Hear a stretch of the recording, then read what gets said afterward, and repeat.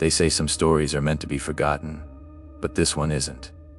Imagine lying in bed, thinking you're safe, when suddenly you hear your name whispered in the dark. Not from someone you know, not from anywhere you can see, but from something that knows you. Every secret, every fear. This isn't just a story. It's a nightmare that follows you long after the lights go out.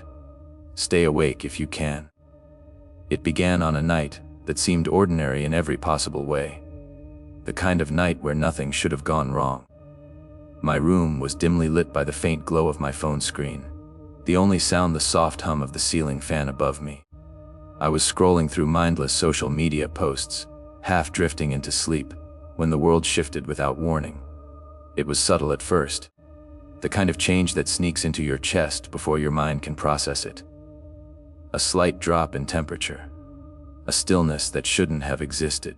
The shadows around me stretched just a fraction longer, sharper than they had moments before. I glanced around, half expecting my cat to be somewhere she wasn't, or a draft to pass across the room. Nothing. The air felt heavier, pressing lightly against my skin. And then I heard it, my name, soft, deliberate, whispered. Not from the corner of the room, not behind me, not anywhere I could pinpoint. It wasn't my imagination, not quite. It wasn't loud or sudden or grotesque. It was intimate. Intimate enough to make the hair on my neck stand straight, and precise enough that my heart froze mid-beat. It brushed my consciousness, not like a voice you hear outside, but like one that emerged from the very walls of your mind. I froze completely, my phone clattering onto the bed, my body locked in a tension I didn't know I possessed. I wanted to turn, to look behind me, to reach for some rational explanation, but instinct screamed to stay still, to not acknowledge the impossible. It whispered again, the same tone, the same cadence, just long enough to be unforgettable. This time, I understood something terrifying. This was not a random sound. It wasn't a hallucination. It carried knowledge, intent. The way it said my name, it knew it. It knew me. I remember holding my breath, a cold sweat trickling down my back, staring into the dark corners of my room. The shadows had not moved. The air had not shifted. Yet, I could feel a presence, patient and probing, observing me. It was waiting for my reaction, testing my fear, measuring me like prey. I whispered my own name back under my breath, trembling. The silence that followed was suffocating. It was as if the world had shrunk to the size of my room, and that single whisper had pulled the impossible into my reality. My thoughts raced, trying to rationalize, trying to label it. Was it a hallucination? A dream leaking into waking life? A prank? But the certainty that something was there gnawed at me, deeper than any fear I had ever known. Minutes, maybe hours, passed. I don't remember moving, just existing in a taut state of terror. Eventually, I forced my limbs to react, fumbling for the bedside lamp and flooding the room with light. The shadows retreated into normal proportions. The room was empty. Yet I knew. I didn't need the whisper to confirm it. Something had marked me, had reached inside my awareness. My name, my identity, my very self. It had begun its claim. Sleep never returned normally after that night. Every creak of the floor, every shifting shadow in my peripheral vision, every sudden gust of air made me jump, anticipating a repeat of that whisper. I couldn't explain it. I couldn't predict it. I could only wait, trapped between disbelief and terror, knowing this was only the beginning. And deep down, I understood something I tried desperately not to admit. Whatever this was, it wasn't random. It had chosen me. It had learned my name, and it would use it. The night after the first whisper, I tried convincing myself it had been a fluke. Maybe exhaustion, maybe stress, maybe a trick of my imagination. I kept replaying the sound of my name in my mind, dissecting every syllable, every nuance, trying to find a logical explanation. But deep down I knew, I had been heard. Something had found me. That night I was lying in bed, staring at the ceiling, trying to calm my racing heart. The moonlight spilled through the blinds, casting stripes across the floor and walls, ordinary yet somehow oppressive. Every shadow felt heavier than it should, every corner darker. I told myself it was paranoia. I told myself to breathe, and then it spoke. Not a whisper this time, not something distant or vague. The voice was familiar. I froze instantly. My blood ran cold. It wasn't a voice from nowhere. It wasn't grotesque, distorted, or alien. It was the voice of someone I had known, someone I had trusted, someone whose tone and cadence I could recognize in an instant. The sound wasn't just a name. It carried weight, emotion, history. Every memory attached to that voice seemed to rise and thrash inside my chest, making it hard to breathe. It said my name, softly, calmly, intentionally. My mind struggled to process it. I spun around, heart hammering, eyes wide, searching the room. Nothing. No movement. No shadows stretching unnaturally. The room was empty. But I knew it had been there, testing me, probing me. The air still felt thick, heavy, as if the space around me was holding its breath. I tried to speak. "Ooh, who's there?" My voice trembled, cracking in the silence. No answer. Only the lingering echo of that familiar tone in my memory. I realized with growing terror that this wasn't a random haunting. This was precise, deliberate, targeted. It hadn't just learned my name. It had learned who I respond to. It had studied me. It had chosen a voice that would make me pause, freeze, second-guess myself, and doubt my senses. Sleep didn't return that night. I sat upright in bed, muscles tight, staring at the shadows dancing along the walls, trying to convince myself of normalcy. Every familiar sound, the fan, the distant car, the dripping faucet, became a potential threat. I flinched at every creak, every whisper of wind, waiting for that voice to return. The next nights were worse. It didn't always speak audibly, but its presence was unmistakable. Shadows seemed to linger longer. Corners of the room felt impossibly dark, and sometimes I felt it near me before I saw anything. Sitting at my desk, reading, or trying to watch TV, the temperature would drop subtly, a coldness that wasn't from the air conditioner. A soft pressure, like a finger brushing my shoulder, would make me jump, and every time, that voice echoed in my mind, soft, calm, precise, learning me, testing my reactions. I tried logic. I tried distractions. I tried grounding myself in reality, reminding myself that no one could be in the room. But logic doesn't matter when fear bypasses the conscious mind entirely.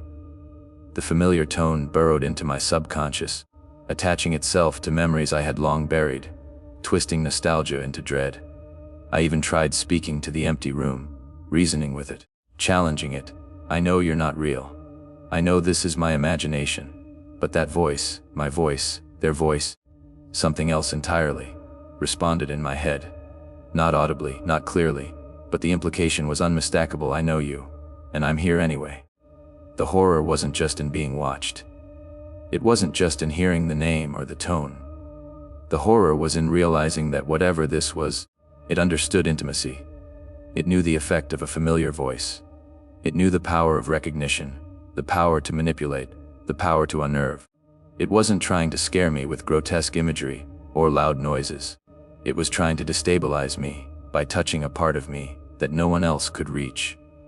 The part that trusted, the part that remembered, the part that longed for comfort and recognition. By the fifth night, exhaustion had set in. I couldn't sleep more than a few hours. My mind replayed the voice over and over, analyzing it, fearing it, trying to predict it. The familiarity had turned into obsession. I saw shadows in every corner, shapes in every reflection, expecting the voice to return at any second. And I knew, with an awful clarity, that the first whisper had been a test. The familiar voice wasn't random. It had been studying me, observing my reactions, learning how to gain deeper access. The demon, or whatever it was, had discovered my vulnerability and was using it. Not to frighten me, not yet, but to connect, to infiltrate, to understand. The real terror was knowing it wasn't finished. It had found my name. It had found my memories. And now, it had found the perfect way to reach me. I wasn't alone, and I wouldn't be for a long, long time. After the voice came the shadows. At first, I didn't notice them, not consciously. They slipped into my life the way fear does when it no longer announces itself, quiet, patient, almost polite. I would catch something in the corner of my eye and turn, expecting to see a jacket draped over a chair or the edge of a door frame. Every time, there was nothing. I told myself it was exhaustion. Sleep deprivation does strange things to perception. That's what I kept repeating. But shadows don't behave the way mine began to. They didn't move when the light shifted. They didn't fade when I turned lamps on. They didn't belong to anything. The first time I really saw one, I was walking down the hallway toward the bathroom late at night. The lights were off, the house silent. As I passed the open door to the spare room, I noticed a tall shape stretched along the wall inside, longer than any human shadow should be, its edges jagged and warped. I stopped, my heart slamming into my ribs. Slowly I leaned back. The shape didn't move. I flicked the hallway light on. The wall was empty. That should have been enough to scare me into leaving the house. But fear had already settled into something heavier. Resignation. The shadows weren't startling me anymore. They were waiting. From then on, they appeared everywhere. Always just outside my direct vision. Behind furniture. At the end of hallways. Pooled in corners where light should have reached but didn't. When I sat on the couch, I felt watched. When I stood up, I sensed something slipping away, just out of sight. The worst part wasn't seeing them. It was realizing they followed me. I noticed it when I stayed at a friend's place one night, hoping a change of environment would break whatever grip this thing had on me. Their apartment was bright, modern, alive with noise and laughter. I almost felt normal again, until I went to use the bathroom alone. The light flickered once as I closed the door. In the mirror, behind my own reflection, was a shape pressed into the corner of the room, taller than the ceiling should allow, still, watching. When I spun around, the corner was empty. But when I looked back into the mirror, it was closer. I didn't tell my friend why I left early. I just said I felt sick. The truth was worse. Whatever this was didn't care about locations. It didn't haunt a place. It haunted me. The shadows grew bolder after that. Sometimes they stretched, slowly, deliberately, like something waking up after a long rest. Sometimes they seemed to lean toward me, their edges pulsing faintly, as if breathing. Once, I saw one detach from the wall entirely, hovering inches above the floor before dissolving when I blinked. I stopped trusting my eyes. Reflections became torture. Mirrors, windows, dark TV screens. Anything that could show me what might be standing behind me. I started covering mirrors at night, turning screens face down, keeping lights on even when my eyes burned from exhaustion. Darkness wasn't empty anymore. It was crowded.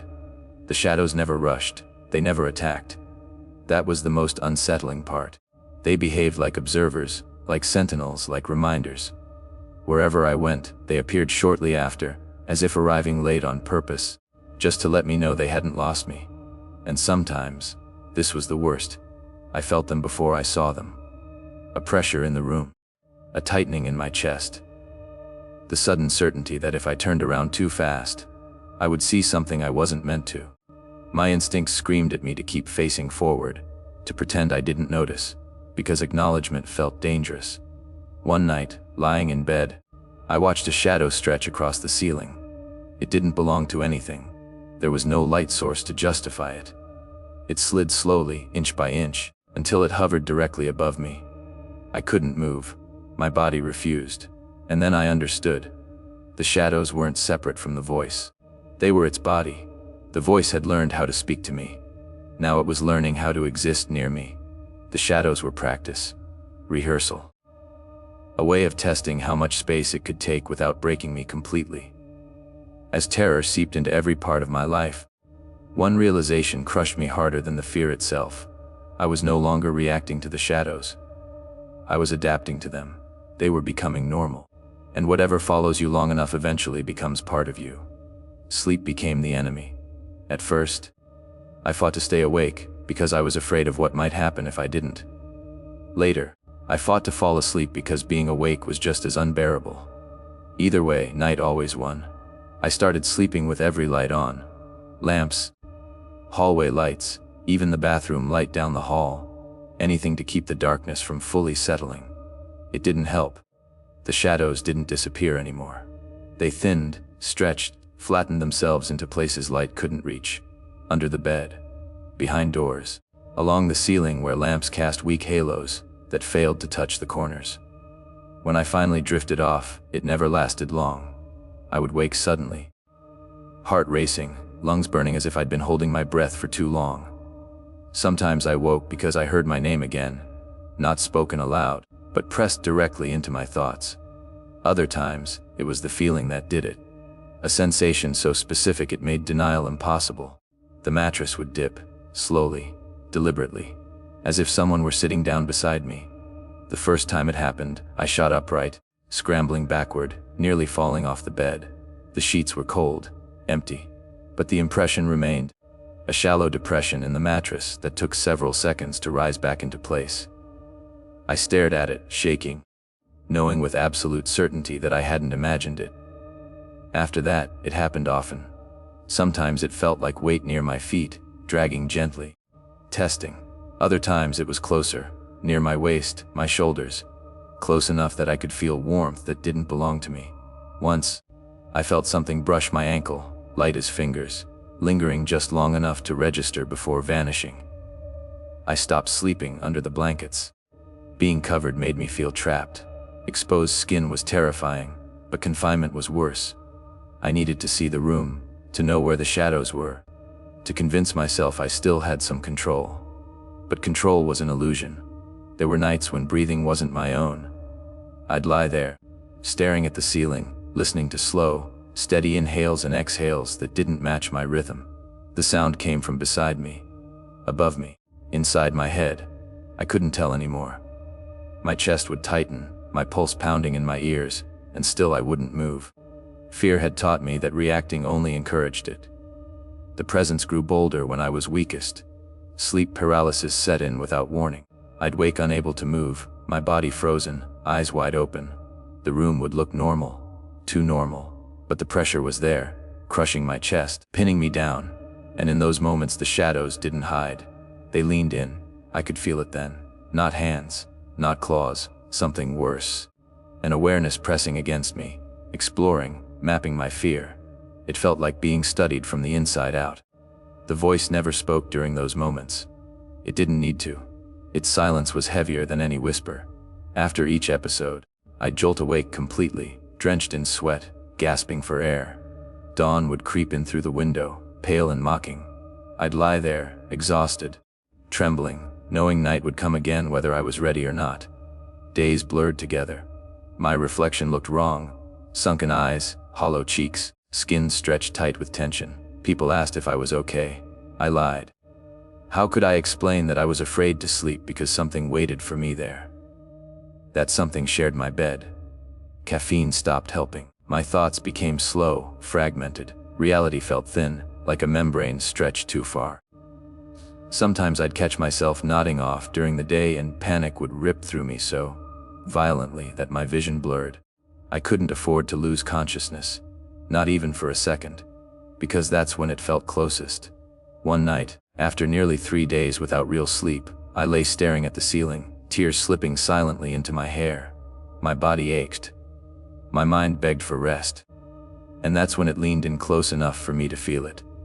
A breath brushed my ear. And though it didn't speak, I understood the message with horrifying clarity. You need me now. Sleep was no longer a refuge. It was a doorway. And whatever followed me through the shadows had learned exactly when to step through. I decided to leave. The thought came to me one morning, after a night so sleepless and fractured that I couldn't remember when I'd last closed my eyes. I stood in the bathroom, staring at my reflection, barely recognizing the person looking back. My hands were shaking. My jaw hurt from clenching it all night. And behind my own eyes was a certainty so heavy, it made me dizzy. Staying here was killing me. If this thing was tied to the house, if the whispers, the shadows, the weight on my bed belonged to these walls, then leaving would end it. That's what haunted stories always promised. Change the place, break the curse. So I packed. I didn't do it carefully. I threw clothes into a bag, grabbed my keys, my phone, anything I thought I might need.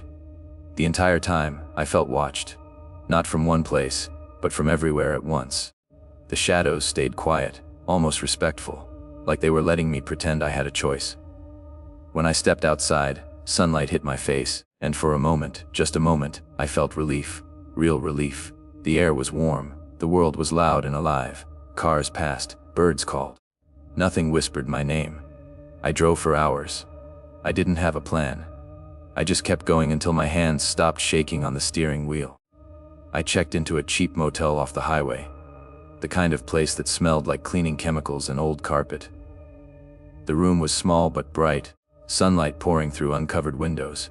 No dark corners, no familiar creaks. I laughed, actually laughed. That night, I slept for 3 straight hours.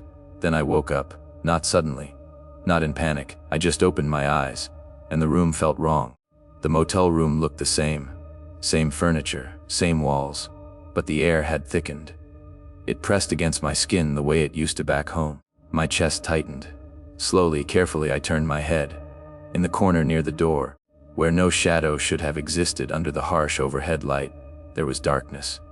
Not a shadow cast by anything, just darkness. It didn't move when I sat up. It didn't react when I flicked the light on and off.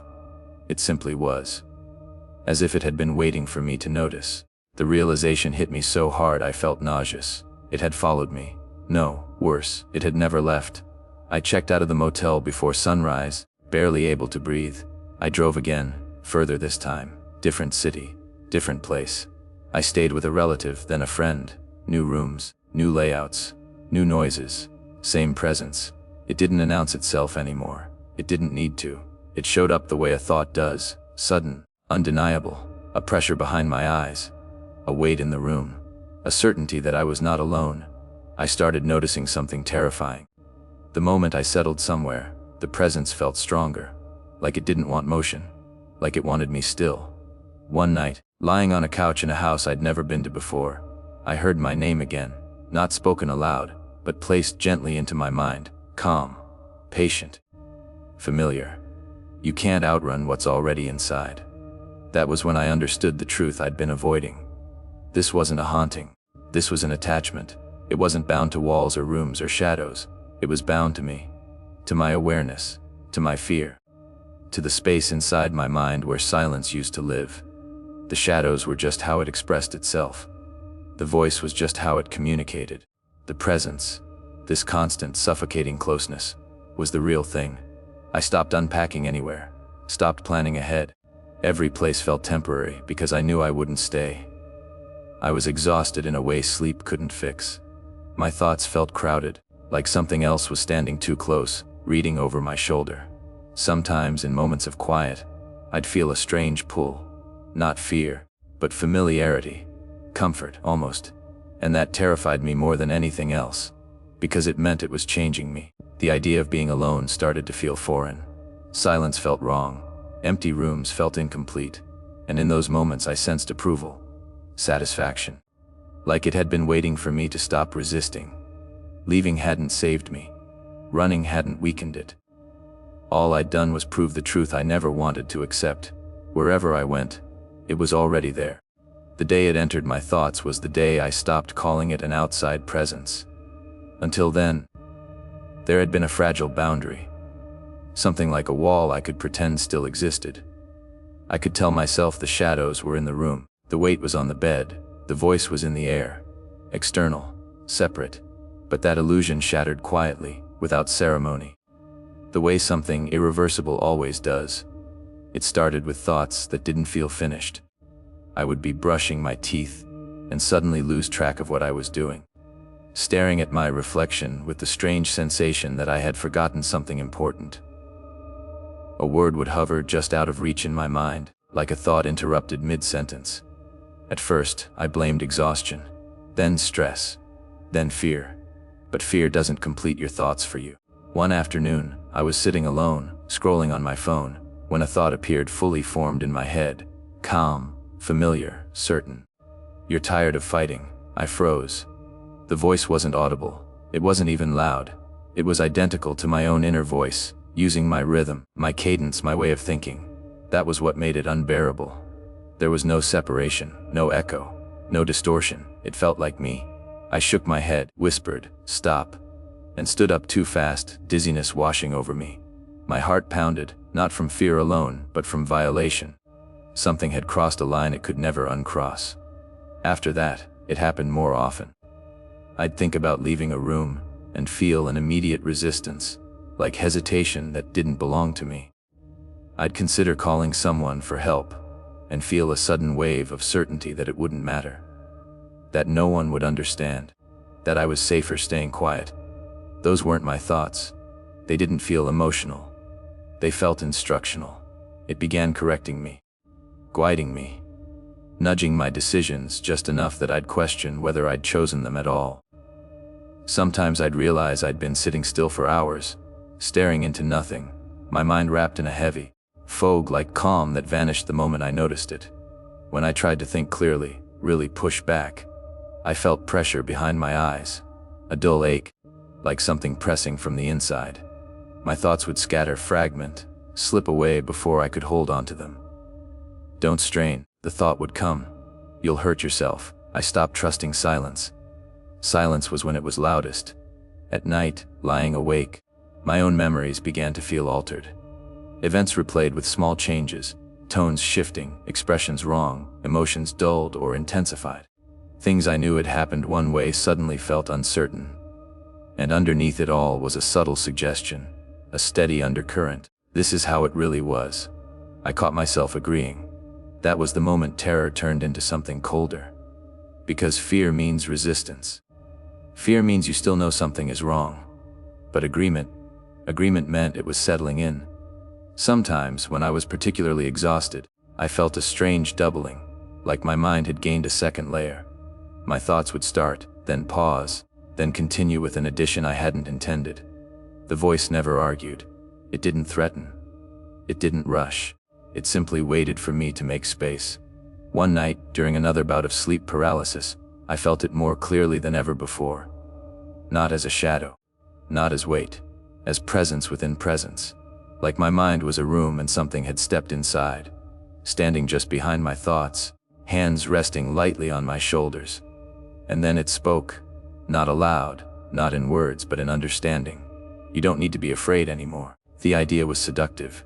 Fear had hollowed me out. Resistance had cost me sleep, sanity, peace. The thought of relief, true relief, felt overwhelming. And that's when I understood its strategy. It wasn't trying to dominate me. It was trying to replace me. Every intrusive thought, every rewritten memory, every suggestion was a test. A way of seeing how much of myself I would surrender willingly, how much space it could take before I noticed the difference. I started writing things down. Notes, reminders, proof that my mind was still my own. But even then, doubt crept in. I'd reread my words and feel a strange detachment, as if they'd been written by someone else. Sometimes, I'd hear my name again, not whispered, not spoken, but felt, like a signature pressed into my consciousness. Ownership. Whatever followed me through the shadows no longer needed to stand in the corner or sit on the bed. It had learned the layout of my mind, and it was rearranging the furniture. I stopped avoiding it when I realized avoidance was exactly what it wanted. Running, physically or mentally, only gave it room to move, to rearrange, to whisper from angles I couldn't predict. The more I resisted without naming it, the more it blurred the line between my thoughts and its own. So one night, exhausted past fear, hollowed past panic, I made a decision that felt reckless and inevitable. I invited it to speak. I sat alone in a room with the lights off, not because I wanted darkness, but because I wanted honesty. I wanted to know what remained when there were no distractions left to hide behind. My heart hammered as I closed my eyes, my breath shallow and tight, every instinct screaming at me to stop. "I know you're here," I said aloud. The words sounded small in the room, fragile. Nothing happened at first. No shadows stretched, no weight pressed down, just silence, thick, listening silence. I felt foolish for a moment, embarrassed by my own fear. Then the pressure came, not on my chest, not on my limbs, inside my head, a gentle, encompassing presence, like hands cupping the sides of my thoughts. Not painful, not violent, intimate. "You finally noticed," it thought. The calmness of it terrified me more than any scream could have. "What do you want?" I asked, my voice shaking despite my effort to steady it. There was a pause, not hesitation, but consideration, as if the question amused it. "I want what you're already giving me." My stomach twisted, my fear. A subtle warmth spread through my skull, like approval. "Your attention, your silence, your exhaustion. The space you make when you stop believing yourself." I clenched my fists, nails biting into my palms, grounding myself in pain. "You don't belong here." The response was immediate. "Neither did I," it replied. At first, images flooded my mind, fractured, fleeting impressions, loneliness. Awareness without form, observation without identity. It wasn't showing me memories so much as sensations. What it had been before it learned how to be near me. "You taught me shape," it continued. "You taught me voice. You taught me what it means to be someone." The realization hit me like ice water. It hadn't just learned my name. It had learned selfhood from me. "You're using me," I said.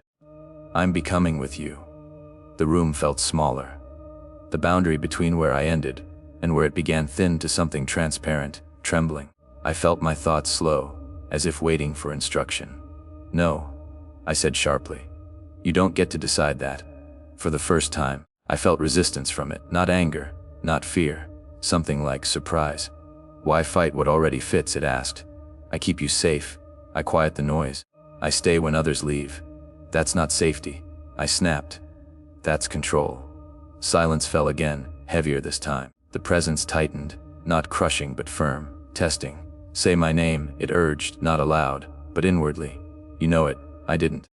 Or maybe I did in a way words couldn't hold. I felt the shape of it, the pressure of a name forming, where my thoughts met something else. I pulled back with everything I had. "I won't," I said. "You don't get a name. You don't get to be me." The pressure surged. A sharp spike of pain behind my eyes, memories scrambling, thoughts slipping. For a terrifying moment, I felt myself fade at the edges, like an image losing focus. Then something shifted, not in it, in me. I stopped arguing, stopped pleading, stopped explaining. I anchored myself to something simple and undeniable, my breath. Out, out. I focused on sensation, on the ache in my hands, the rhythm of my heart, the weight of my body in the chair. I existed. And in that moment of pure presence, it faltered. Its grip loosened, just enough for me to feel the difference. It recoiled, not physically, but conceptually, like something deprived of fuel. "You're choosing separation," it said, quieter now. "Yes," I replied. "I'm choosing myself." The room felt colder suddenly, emptier. The shadows thinned. The pressure lifted, leaving behind a ringing silence that made my ears ache. But it wasn't gone. It withdrew the way a tide does. Not disappearing, just pulling back, reshaping itself beyond immediate reach. "This isn't over," it said, not as a threat, as a fact. "I know," I whispered. When the lights came back on, I was shaking, drenched in sweat, but the room was mine again. For the first time in what felt like forever, my thoughts felt singular, quiet, fragile, but mine. I hadn't defeated it. I had defined myself. And sometimes that's the only victory you get. After the confrontation, something changed. But not in the way I had hoped. The presence didn't vanish. It receded, like a tide pulling back just far enough to expose the shore, leaving behind evidence that it had ever been there at all. The air felt lighter. My thoughts felt quieter. I slept, real sleep, for the first time in weeks. But peace felt fragile, temporary, borrowed. What unsettled me most was not its absence, but what remained. I became hyper-aware of names. My own especially. I noticed how often people used it. How it sounded different depending on who said it. How hearing it sometimes sent a ripple of unease through my chest. The presence had taught me something I could never unlearn. A name is not just a label. It is an address. Once something knows where to find you, it never truly forgets. I realized that during the confrontation, I had refused to give it a name, but it already had mine. And that imbalance mattered. I had felt it hesitate when I anchored myself, when I claimed separation. Not because it feared me, but because I denied it definition. Names give shape, permission, permanence. That night, lying awake, I felt the faintest brush against my thoughts. Not pressure, not intrusion, more like recognition. "You learned quickly," it thought. I didn't respond. Most don't, it continued. "They give me names, demons, spirits, monsters. They make me smaller by defining me." I swallowed hard, my pulse quickening. "But you never named me." The realization dawned slowly and terribly. That was why it hadn't left. By refusing to name it, I hadn't banished it. I had left it unfinished. "You don't get my name anymore," I whispered into the dark. A pause. "I already have it." The words settled into me like a weight.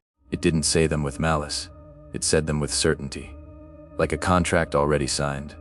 I felt it then, not inside my thoughts, not pressing against my mind, but around them, orbiting, waiting, respecting the boundary I had forced into existence for now. The power had shifted, but not cleanly. We were no longer hunter and prey. We were something worse, aware. I began protecting my name the way people protect secrets.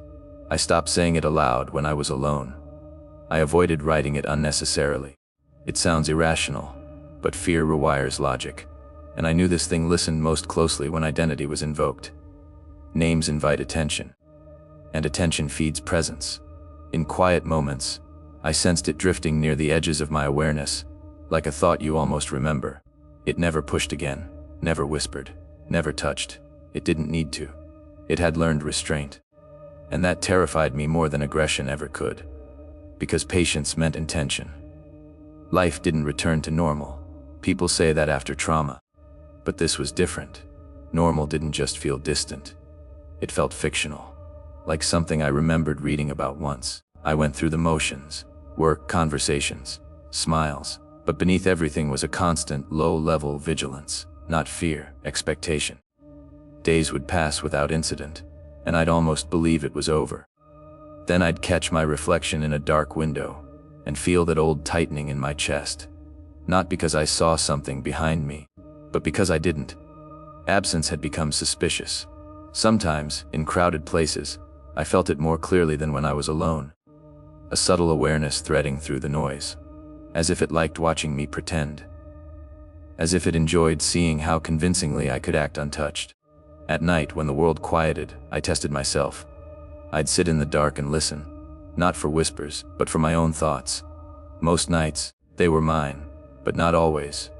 Once, half asleep, I felt a thought form gently, carefully, like it didn't want to wake me. "You're still here." I didn't respond. And it didn't continue. That was the unspoken agreement we'd settled into. It would not cross the boundary unless invited. And I would never forget it existed. The shadows still behave strangely sometimes. Stretching just a little too far. Lingering a little too long. But I don't react anymore. I've learned that acknowledgement is nourishment. Silence is resistance. People ask why I sleep with the lights on sometimes. I tell them I like it that way. They don't know the truth. That darkness no longer scares me. What scares me is familiarity. Because familiarity is how it began. I know now that some stories don't end with escape or victory. Some end with coexistence, with awareness, with the quiet understanding that certain doors, once opened, can never be fully closed again. If you're listening to this story, and you feel uneasy, if you suddenly feel watched, or if hearing your name sounds different than it did before, don't panic. Just remember this. Whatever is out there doesn't need to announce itself. If it knows your name, it already knows where to find you. And it's very, very patient.